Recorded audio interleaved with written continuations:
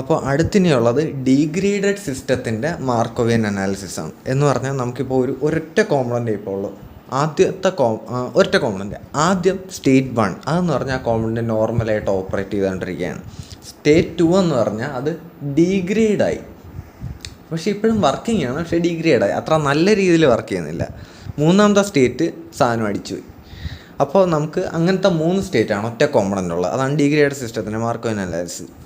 അപ്പോൾ 1ൽ നിന്ന് 3യിലോട്ട് പോകാൻ എന്ന് വെച്ചാൽ ഒറ്റയടിക്ക് അടിച്ചു പോകാനുള്ള ഫെയിലിയർ റേറ്റാണ് λ1.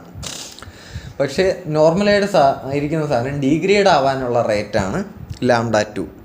ഡീഗ്രേഡായ സാധനം അടിച്ചു പോകാനുള്ള റേറ്റാണ് λ3. അങ്ങനെയാണ് λ1, λ2, λ3. അപ്പോൾ എക്സാമിന് എഴുതുമ്പോൾ ഈ λ1, λ2, λ3 എന്താണെന്ന് എഴുതി ഡിസ്ക്രൈബ് ചെയ്ത് ഡിഫൈൻ ചെയ്തിട്ട് വേണം ഇത് ചെയ്തു തുടങ്ങാൻ, വരച്ച് ചെയ്തു തുടങ്ങാൻ. അപ്പം നമുക്ക് എന്താണ് ആസ് യൂഷ്വൽ നമ്മൾ P1-നും P1-ഉം P2-ഉം P3-യും 1ൽ നിൽക്കാനുള്ള, 2ൽ നിൽക്കാനുള്ള, 3ൽ നിൽക്കാനുള്ള പ്രോബിലിറ്റി കണ്ടുപിടിക്കണം. അപ്പോൾ P1T പ്ലസ് ∆T സാധാരണ ചെയ്യും പോലെ തന്നെ എഴുതി ഈക്വൽ ടു, ഇത് നമ്മൾ ഒരുപാട് തവണ എഴുതിയിട്ടുള്ളതാണ്, P1T മൈനസ് ഇതിങ്ങനെ കുറയാം, ഇങ്ങനെ കുറയുമ്പോൾ മൈനസ് λ2 ∆T, ഇത് λ2 അല്ലേ ∆T, P1T minus λ1 ∆T P1T ഇങ്ങനെ വന്നു.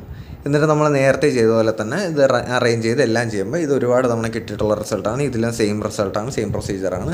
P1T equal to e⁻ minus λ1 plus λ2T എന്ന് നമുക്ക് കിട്ടുന്നു. P1T നമുക്ക് കിട്ടി. ഇനി നമ്മൾ രണ്ടാമത്തെ സ്റ്റേറ്റിൻ്റെ പ്രോബിലിറ്റി കണ്ടുപിടിക്കണം, അതായത് P2ൻ്റെ നമ്മളെങ്ങനെ ചെയ്യുന്നത്, P2T plus ∆T equal to എന്താണ് P2T. P2ൽ നിന്ന് എങ്ങനെയാണ് കൂടുന്നത്, 1ൽ നിന്ന് വരുമ്പോഴാണ് കൂടുന്നത്.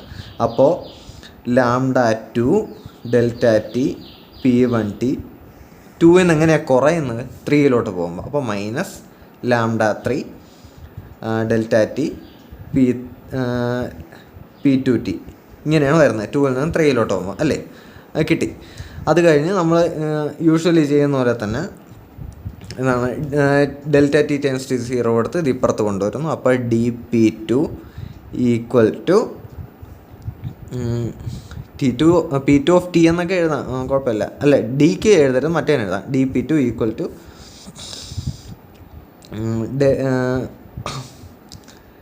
λ2 P1 മൈനസ് λ3 P2 dt എന്നെഴുതാം. ഇനി നമുക്ക് വേണമെങ്കിൽ ഇനി നമ്മൾ ചെയ്യുന്നത് എന്താണെന്ന് വെച്ചാൽ dt ഇപ്പുറത്ത് കൊണ്ടുവരും. dt ഇപ്പുറത്ത് കൊണ്ടുവരുമ്പോൾ dP2/dt equal to λ2 P1 minus λ3 P2 എന്ന് കിട്ടും. ഇനി നമുക്ക് ഇവിടെ ഒരു P1 കിട്ടിയില്ലേ, ഈ P1 നമ്മളെടുത്ത് ഇവിടെ സബ്സ്റ്റിറ്റ്യൂട്ട് ചെയ്യണം, അല്ലേ, ഇവിടെ സബ്സ്റ്റിറ്റ്യൂട്ട് ചെയ്യണം. ഈ P1 എടുത്ത് ഇവിടെ സബ്സ്റ്റിറ്റ്യൂട്ട് ചെയ്യണം.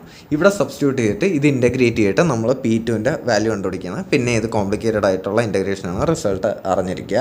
P2 equal to λ2 by λ1 plus λ2 minus λ3 into e⁻ minus λ3t minus e⁻ minus λ1 plus λ2 into t. ഇതാണ് രണ്ടാമത്തെ സ്റ്റേറ്റിൽ നിൽക്കാനുള്ള പ്രോബബിലിറ്റി. ഇനി നമുക്കെന്താ, ആദ്യത്തെ സ്റ്റേറ്റിൽ നിൽക്കാനുള്ള പ്രോബബിലിറ്റി കിട്ടി, രണ്ടാമത്തെ സ്റ്റേറ്റിൽ നിൽക്കാനുള്ള പ്രോബബിലിറ്റിയും നമുക്ക് കിട്ടി. ഇനി നമുക്കറിയാം എന്താണ് P1 plus P2 plus P3 equal to 1 അല്ലേ.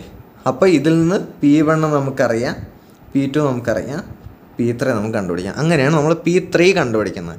ഇനി ഈ സിസ്റ്റത്തിൻ്റെ റിലയബിലിറ്റി കണ്ടുപിടിക്കാനാണ് ചോദിക്കുന്നത്. എങ്ങനെ കണ്ടുപിടിക്കുന്നത്? റിലയബിലിറ്റി എന്ന് പറഞ്ഞാൽ സാധനം വർക്ക് ചെയ്യണം എന്ന് പറഞ്ഞാൽ ഇതിലും വർക്കിംഗ് ആണ്, ഇതിലും വർക്കിംഗ് ആണ് എന്ന് പറഞ്ഞാൽ റിലയബിലിറ്റി ഈക്വൽ ടു ഇതിൽ P1 പ്ലസ് P2. ഇങ്ങനെയാണ് ഈ സിസ്റ്റത്തിൻ്റെ റിലയബിലിറ്റി കണ്ടുപിടിക്കുന്നത്.